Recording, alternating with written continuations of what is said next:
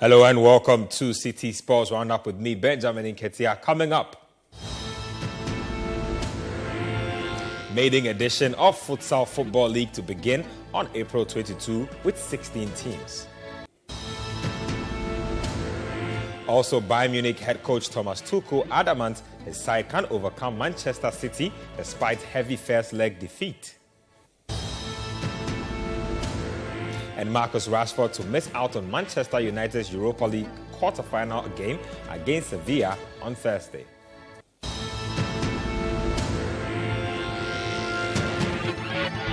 Let's get to the details of our stories now. Now, Black Queens head coach Nora Hobtel says they are still in the transformation process despite the team's fine start under her tenure. The Queens recorded a 1-0 win over the Teranga Lionesses of Senegal. Ketty and Evelyn Bedu strike in the second encounter at the Accra Sports Stadium, making it 3 wins out of 3 games for Hobtel since taking over. The friendlies are to shape up the senior national team for the Wafu Cup of Nations qualifiers and the Africa Women's Cup of Nations qualifiers. Speaking after the game, Nora Hobtel expressed satisfaction at the performance of her players. I think all in the end, we deserve this victory. We also need to give the respect to Senegal. They just fight physically whatever they can. They hit, the netto playing time in the last game was maybe 40 minutes. So they take then the time on the ground and try to disturb our game. I think we had the patience also, and we knew that we have quality. And in the end, sometimes you play not so beautiful, but you still win. And this is also a very big quality. Yes, we go step by step, of course. It's like a new team. This is our 3rd national team game. We still need to work a lot on our principles. The players, they need to find each other.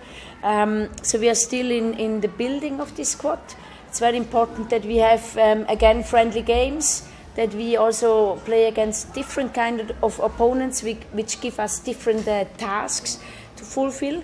Then we go in the qualification to the tournaments, WAFCON, we have the All-African Games home here, and towards Olympics. And I'm pretty sure that we have the quality when we bring all the effort in, all the best players in to qualify for a big tournament. Yes, of course, because when you go to a big tournament like World Cup or Olympics, different continents, different playing style, and we need to have solutions for all the different playing styles, So Senegal today, they didn't want to play. It was kick and hit football, But we need to have a solution for it. So it's for us important that we get different opponents to test us. President of the Ghana Football Association, Keto Kreku, has assured that the association will continue to invest in futsal football after launching the maiden edition of the competition on April 11. 16 clubs have registered for the competition, which will kick off on April 22 this year with a prize money of 10,000 Ghana cedis for the winners. The GFA has also granted each club a sum of 10,000 Ghana cedis as part of the startup funds. Here is GFA President Keto Kreku speaking about the new Futsal Football League. We may not have the best of pitches. We may not have the best of balls. But the journey starts today.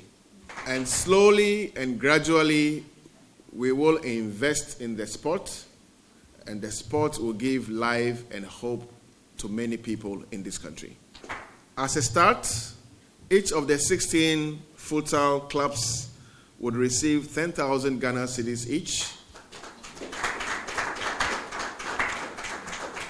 And I can say conveniently and confidently that already 50% of that amount has been paid to each of our 16 clubs. The 16 clubs will be divided into 2 zones of 8 each. And the winners from the 2 zones will compete in the grand finale and will be crowned the champion of the first ever Futsal Premier League. We also have a token of 10,000 Ghana cedis that will go to the winner of the competition, 8,000 to the second place team, and 5,000 Ghana cedis to the third place team at the end of our first ever tournament. So in total, The direct cash investment by your football association is 183,000 Ghana cedis, alongside the footballs, etc., that is being invested as somebody will say, a startup capital for our clubs. We are starting a journey that will take long to develop. We are starting a journey that will not end tomorrow. We are starting a journey that would ensure, or that will entail us being extremely passionate, that needs our full commitment, and that needs the support of not only we, the administrators, but also our colleagues from the media. This is the only way we can build together. To some club news, and Great Olympics head coach Bismarck Kobe Mensa has admitted that there are weaknesses in his team that need to be addressed if they are to maintain their Premier League status this season. The Dade boys, under the former Karela United head coach, have amassed just 2 wins in 7 games, leaving the 2-time Premier League champions just 3 points above the relegation zone. Speaking to Citi Sports, Mensa says the objective is to pick up positive results in their quest to stay afloat. Definitely it's difficult, but we are still on course because I think so far we have played 7 games, 2 wins, 3 losses, and I think 2 draws. It has not been bad, it has not been good too. We expect more wins, And I came to meet the team. I think there's a lot of work that we are doing to, make the team very competitive, to be able to win matches consistently. So we are still on course. Seriously, I have already started the work. I started midway. So I don't want to focus more on our weakness or blame games. I think that I have a work in my hand to make sure that we raise a very competitive team. And that is where the focus is. We have weakness, we have lapses as a team, which every team have. But ours is, since we are not getting the right results, the expected results, and the team keeps on going down as the league is going on. So for me, the main focus and the main objective is to make sure that we strengthen the team in our own way, to make sure that we get the right results, to make sure that at the end of the season, Olympics still stay in the Premiership. Chief Executive Officer for Bechem United, Kingsley Osafo, has backed head coach Kasim Okansemengo to clinch the Ghana Premier League title for the first time in the club's history. The Hunters sit second with 41 points, just 3 points off league leaders Indiana Stars, with just 9 matches to end the 2022-2023 league season. Next up for Bechem United in the March Week 26 fixture is a tricky test in Tamale against Tamale Citi. Speaking to Citi Sports, Kingsley Osafo is confident his club can challenge for the title this season. It's been splendid. We are still in the race, positively charged for the ultimate. The most important thing is that if you always want to achieve the ultimate, you have to stay with those at the top. And that's exactly what we've done this year. Bechem is now comfortably placed second. We have a match in Tamale. And I believe after that, if we get the needed results, I can confidently put my hands on the chest that the title is for us. Exactly so. And we are not relaxing in any way. The most important thing is that we are only going to rest if the league is over. So we are positively charged for good results. Newly appointed chairman for the Division 1 League Super Cup Organizing Committee, Frederick Achampong, says the committee's immediate plan is to make the Super Cup competitive and appealing to football fans. The former Ashanti Gold Chief Executive Officer takes over from Vice President of the Ghana Football Association, Mark Addo, and will be assisted by fellow Executive Council member Samuel Enim Addo as Vice Chairman. The Division 1 League Super Cup is an 8-club off-season competition for winners of each zone, second-place teams in each zone, and 2 of the third-best-placed teams at the end of the season. My area is, organizing matches, organizing tournaments, so it's not a new thing. What rather we need to do is that we need to look to improve upon the previous previous tournament that we've held. I think we've had a tournament twice. This will be the third edition. We just have to look to improve upon the tournament that we hosted in the past 2 seasons. That is why it's not a one-man committee, you understand? Because people are drawn from various areas. Sami Enimado, I work with him at the ESCO, I work with him on the U23 management committee. I work with him severally, and I know his capabilities. Beyond that, Divanche is the president of Nations FC. We've seen the wonderful things they are doing at Abrankesi. And so Noble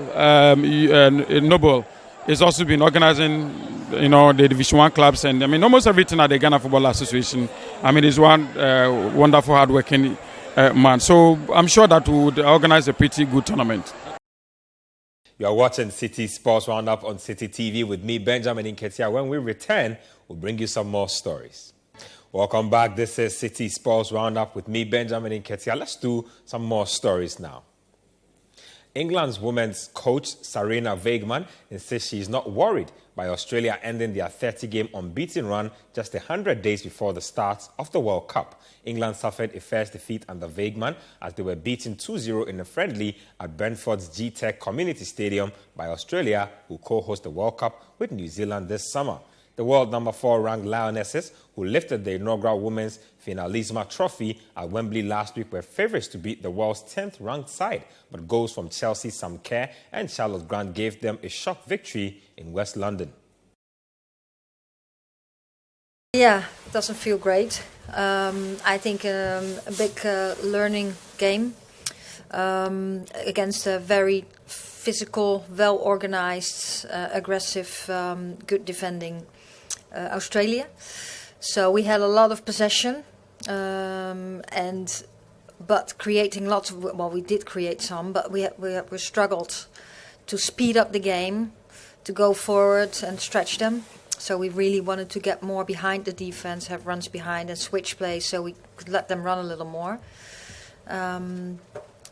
But we didn't do that great. We made some mistakes where they became dangerous, so the counter-attack was very dangerous. And of course, their first goal was a mistake of us, which can happen. And in the second half, I think we started pretty good.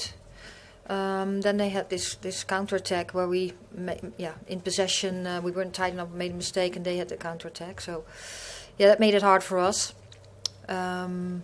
And I think still that we can expect lots of. We play against some opponents now that they drop a little deeper. They play really tight, so we have to make the game. And this is a very good physical team, and so we have to find solutions and find a way to create more to score goals. I'm not worried. I don't worry very quickly. I think. No, we know we have to be at our top level, and that's when we go into the World Cup too. So every game we get some warnings. Against Brazil we got some warnings, and then at the end we win the Finalissima. Same with I think Czech. We tried. We had to create a little more too. So then we get warnings too. So we know where we want to go to and what we have to do. And this is a moment.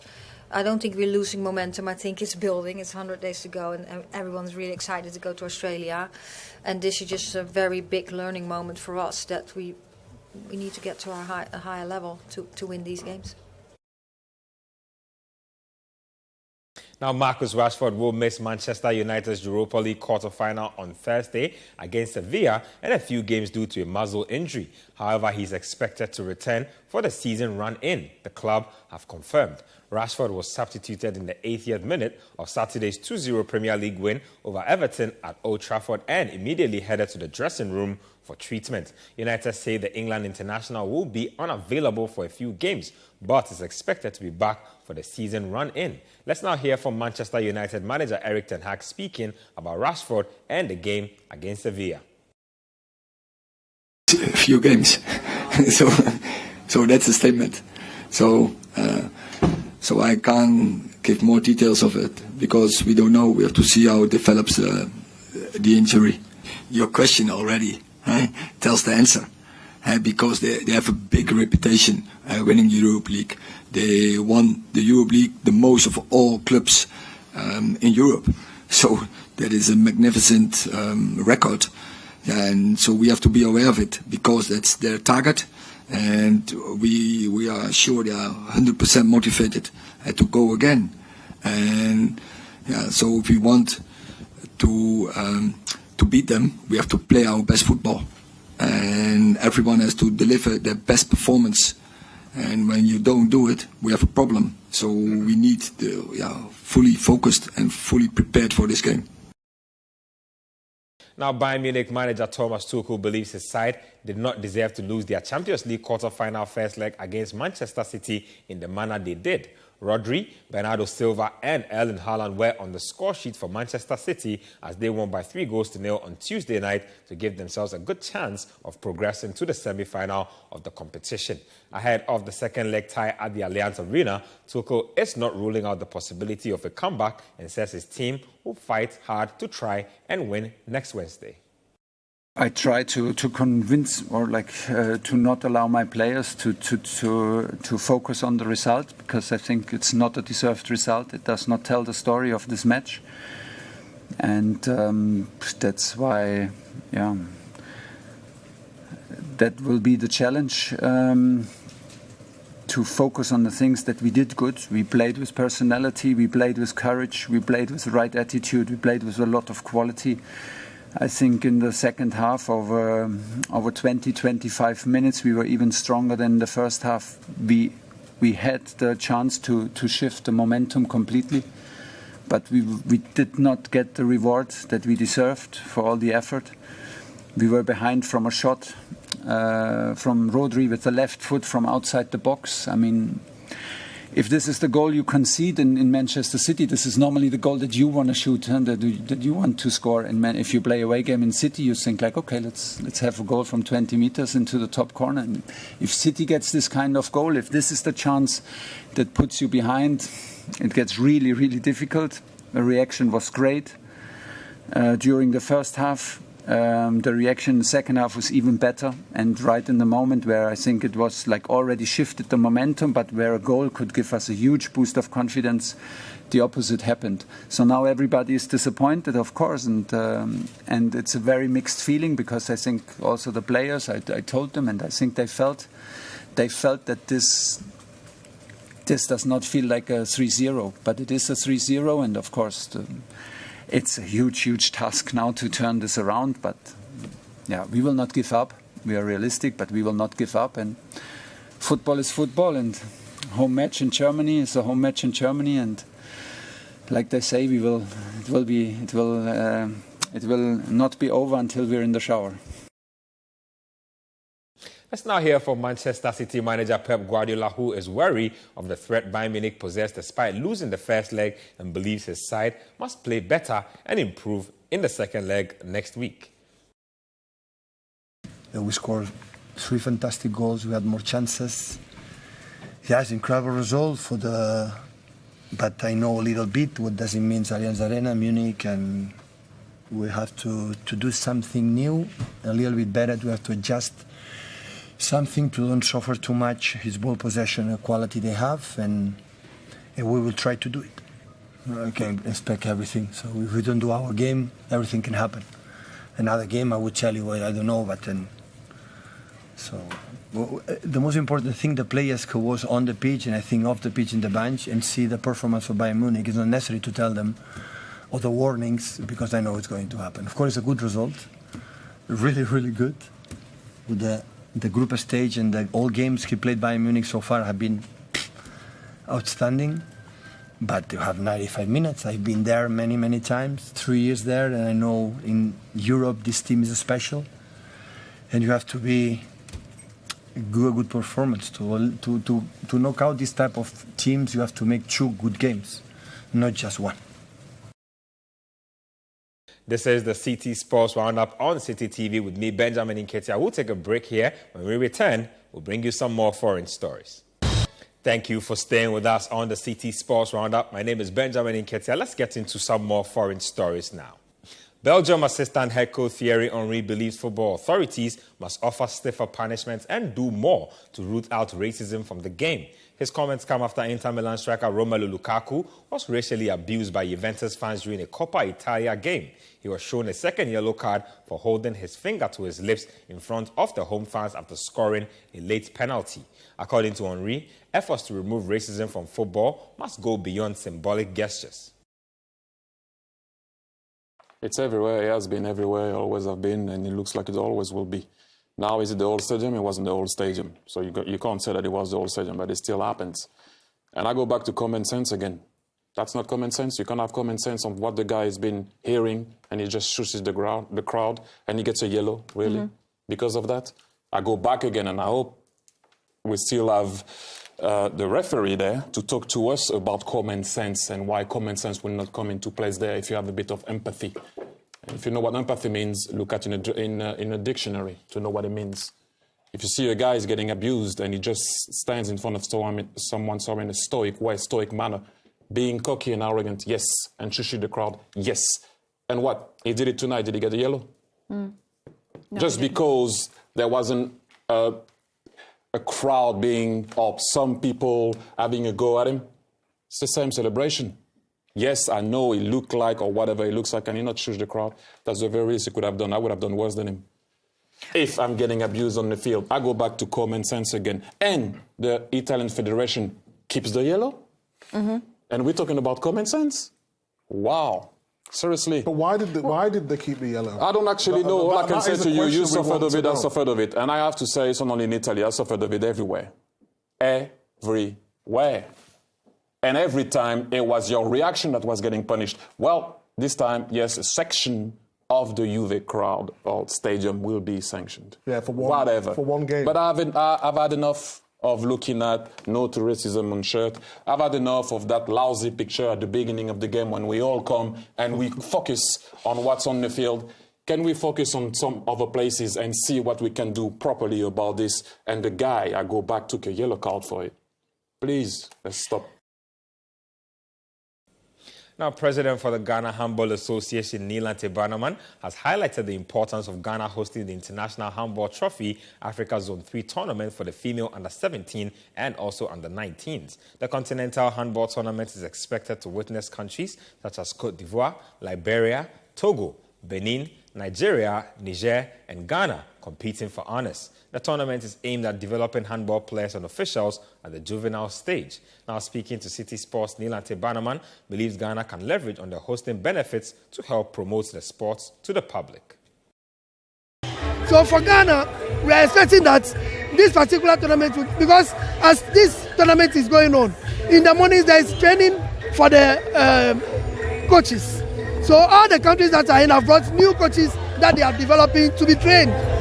Ghana, we are giving 4 people to be trained so that they can impact on the game. Apart from that, after every day, the officiating officials also have their assessments. Because these are people that are being prompted to be officiating officials. So after every day, the officiating officials are assessed. They are given the opportunity to watch the videos of the various games, and they are corrected where they went wrong and all that. So it's a developmental process, not only for the players, but for the officiating officials, for the coaches, for the table delegates and all. So I see it as a big leverage, hosting it than participating in it in a different country. I think that in Africa, Nigeria ranks amongst the best, Benin too, like you said. So competing against them as we speak, we are leading Benin by about 13 goals to 7. It tells us that is not the final score. We cannot boast about it, but it tells us that we are picking up. Yes, we've not been there for a long time, but we are picking up. I want to see our team doing well and even qualifying to the continental stage. Because this particular tournament also serves as a qualification process for the continental tournament. And finally, to some basketball, Los Angeles Lakers forward LeBron James has spoken about the mental strength needed to overcome the Minnesota Timberwolves in the NBA play-in tournament. The Lakers, who finished 7th in the regular season, needed overtime to overcome the Timberwolves 108-102 to secure the 7th seed and a first-round matchup against the Memphis Grizzlies. Speaking after the game, James said it was a tough game, but expects things to get more complex in the playoffs. We went 2-10. The analytics side said we had a 0.3 chance of making the postseason. So, that's all you ask for is a chance, I guess. And, for us to turn around our season and give ourselves an opportunity to compete for the Larry O'Brien Trophy, that's all you can ask for. That's one thing we've been really good at. Even through the ups and downs, we've been very resilient, been able to stick with the game and, find a way to gut it out and win, either with slow starts or, not finishing the game off how we would like to, but, just always trying to find a way. And tonight was another instance of that versus a very, very, very good team. The play was between me and AD. We discussed it on the bench, and then, we move forward. I mean, because we still got 5 more minutes to play, so, that's how we started overtime. I mean, we outscored them in OT 10-4. So we was able to, recalibrate, get our game back, and then go on. I think we scored the first 5 points of overtime, and, it was good for us. That's all for today's edition of Citi Sports Roundup here on Citi TV. For more sports, log on to citisportsonline.com. My name is Benjamin Nketia, and many thanks for watching.